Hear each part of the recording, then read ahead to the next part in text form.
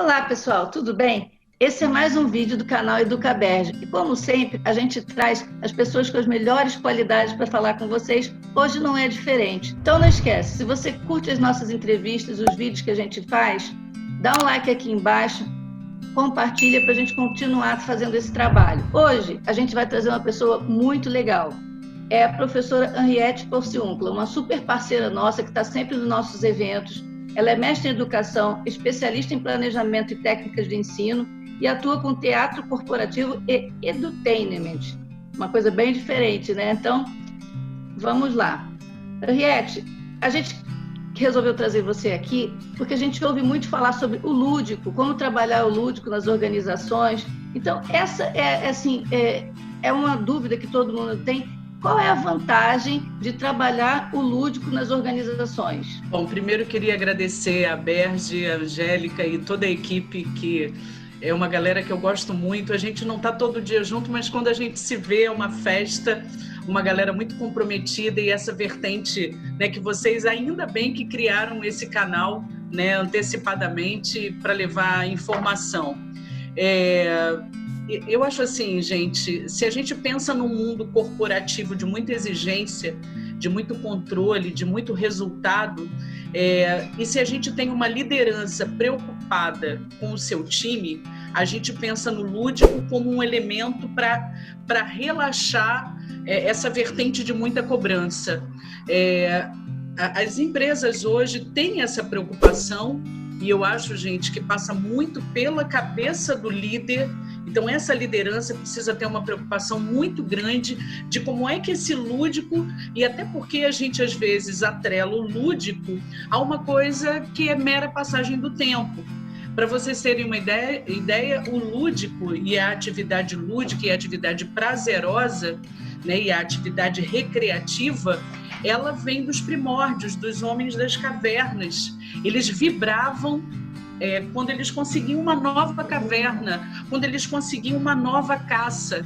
Então, a gente precisa entender a quebra de uma estrutura muito rígida quando a gente tem a implementação do lúdico nos times, para a gente quebrar um pouco esse padrão do desespero de apenas a entrega do resultado. Quer dizer, como é que esse meu liderado está se sentindo? E às vezes é exatamente no lúdico que a gente tem essa coisa um pouco mais afrouxada para a gente tentar entender o que esse rapaz, o que essa moça está precisando. É mais ou menos isso, Angélica. E assim, a gente vê que muita gente tem resistência ao lúdico. E como a gente faz para trabalhar essa resistência, principalmente quando isso vem da autogestão? Bom, se a gente pensa no lúdico, a gente pensa numa forma mais descontraída.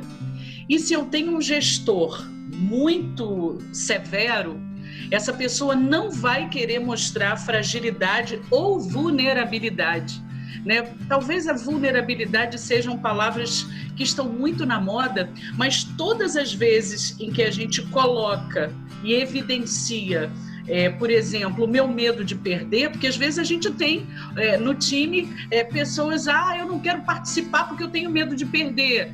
Quem é que quer perder?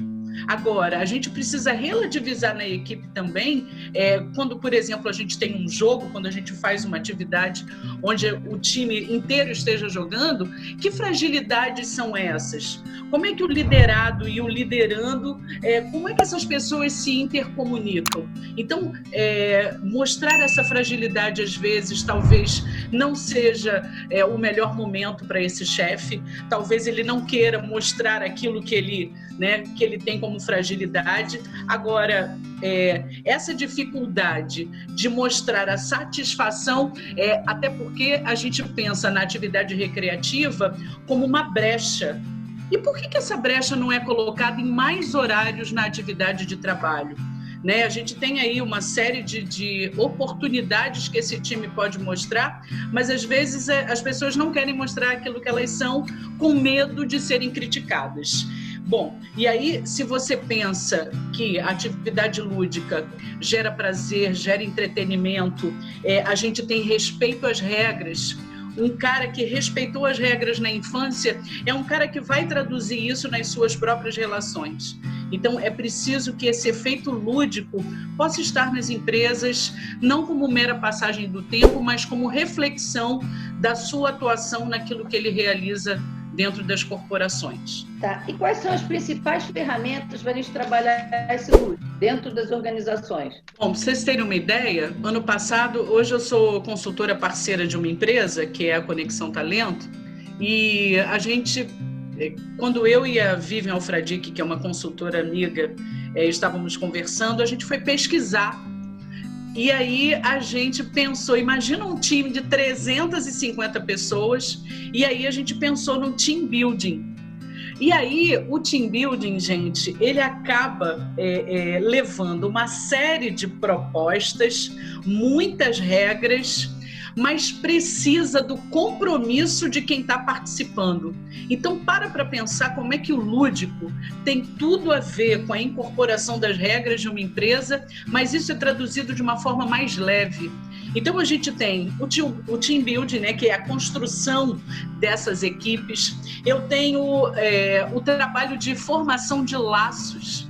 Então, se eu estou comprometida com a evidência do que essa empresa propõe, nossa, eu estou completamente amarrada a essa circunstância como forma de compromisso. Isso é fundamental, isso é evidência pura no jogo e a gente traduz isso na participação das pessoas dentro das atividades. Uma outra atividade que eu gosto muito são as atividades ao ar livre. E quando a gente leva o time todo para uma atividade ao ar livre, de repente a gente tem rapel, a gente tem atividades com corda, a gente tem atividades de jogos propriamente dito, a gente tem uma mistura, né, de gênero feminino e masculino, mas de como é que as pessoas vibram com essas atividades. As atividades de caça ao tesouro, né, as pessoas vibram na possibilidade de que aquela situação e de quando a gente reverte aquilo para um resultado, se vai ter troféu, se não vai ter troféu, mas por que sim, mas por que não? Não, ele demorou mais, ele demorou menos. É uma delícia. Eu acho assim que é muito agradável da gente, a gente brinca, mas a gente traduz isso como resultado para o time. As atividades esportivas, porque elas naturalmente evidenciam essa questão da competitividade, mas se a gente recorre, por exemplo, ao professor Fábio Broto, que trabalha com jogos cooperativos, a gente não pensa na cooperação como uma forma ingênua, mas na cooperação como uma forma da gente traduzir que a gente está com o outro mesmo que competindo, mas que a gente compete para lá na frente ganharmos todos juntos. Eu acho essa vertente do jogo cooperativo muito agradável. E a ginástica laboral, que é uma outra tradução que eu gosto muito, quando a gente para o que a gente está fazendo como atividade laboral e a gente entra com a implementação de movimentos ergonômicos e essa parada da respiração já traduz um pouco da evidência da preocupação da empresa para com o seu liderado e é muito gostoso também quando o líder vem fazer com o time inteiro essa prática e eu acho extremamente agradável. Eu acho que isso traduz a responsabilidade de todo mundo dentro desse caráter lúdico. Mas assim, você falou muita coisa ao ar livre, muita coisa junto. E agora que as pessoas estão em home office, dá para trabalhar esse lúdico também? À distância? Dá. Se a gente parar para pensar que o home office é uma atividade ela não é circunstancial, não é só desse momento, ela ainda vai demorar bastante tempo, mas como eu disse ainda agora, a gente conseguiu fazer uma transmissão online, né? E aí eu penso assim, como é que a gente traduz isso para um time que está separado? É possível. É factível. Semana passada eu fiz a minha primeira transmissão como apresentadora de uma festa junina online. E aí, no primeiro momento, foi assim, uma situação engraçada, mas a escola fez tudo cronometradamente. Então, a gente tem que pensar que hoje o recurso da tecnologia acabou nos facilitando, imagina isso, há 100 anos atrás, para passar esse tempo, para passar meses. Na verdade, na gripe espanhola foram 2 anos para esse resultado acontecer. Eu acredito numa ciência muito mais atuante hoje, mas se a gente parar para pensar, a gente consegue, tendo pessoas que façam isso da forma mais assertiva, e a gente consegue ter a colocação de resultados, a gente consegue ter uma gincana virtual, a forma como esses... pode ser um profissional de educação física, o alinhamento desse RH é fundamental, que esse RH esteja em consonância com todos os setores da empresa. Mas Henriette, o RH da minha empresa não é tão atuante, então é hora da gente pensar em todos esses elementos da empresa para que todo mundo converse e para que esse resultado chegue lá, né, no liderado, e que essa pessoa seja feliz no ambiente de trabalho. Só aqui no seu currículo você fala edutainment. Edutainment é isso? É trazer o entretenimento para a educação? Isso, exatamente. Já por 2 eventos eu estive, né, junto com a Angélica e a equipe da Aberge, e num primeiro momento eu lembro quando a gente foi para a reunião de alinhamento, eu havia sonhado que eu era uma orelha para um evento de ouvidores. E a Angélica falou assim, mas isso vai dar certo? Eu falei, vai. E, gente, foi uma loucura. As 80 pessoas presentes queriam tirar fotos com a orelha.